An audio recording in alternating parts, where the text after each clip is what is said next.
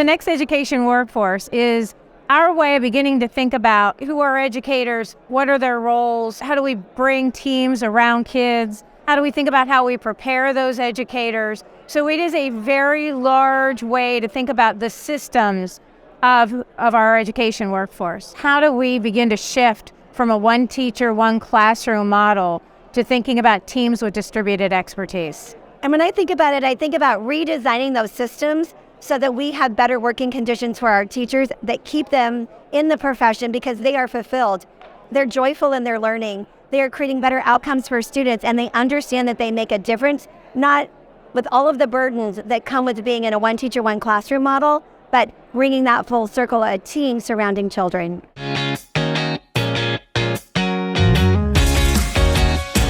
So the benefits for students are that they get a team, they have more relationships, that their brain is wired, right, around relationships and around context. So the minute that you change the learning environment and you have more adults who are there to meet their needs when they need it, who have different tools, who bring different instructional strategies, that's a game changer for kids. So they're not dependent on one teacher who may or may not have and probably doesn't have all the things that they need.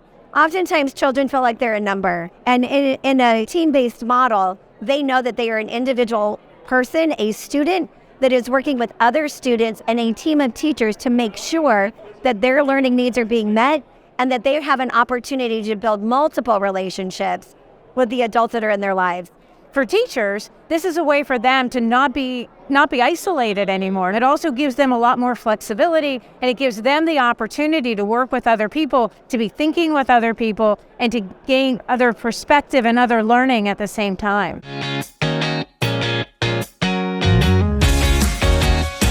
The classroom looks different, right? This is a much more dynamic environment. This is not kids sitting in rows of desks with a teacher standing in front. This is now kids that are moving, that are shifting, that we're able to look at data, that we're able to think about as a team, right? How do we serve kids? More small groups, more kids that are moving, more kids that are standing at vertical whiteboards, doing work in teams themselves, that they're learning how to work on teams as they see others around them. And so these dynamic contexts and learning environments are a game changer in terms of kids being able to move and to be able to think and to be able to, and teachers able to make different kinds of decisions because now they have people they can lean on. So the next normal is understanding that we serve students and understanding that the decisions that we make inside of a classroom are based on the needs of children and their desires and their interests. And so when we shift our thinking to what do children need versus what does the system need, then we can make a very different experience for our students that needs to be that next normal.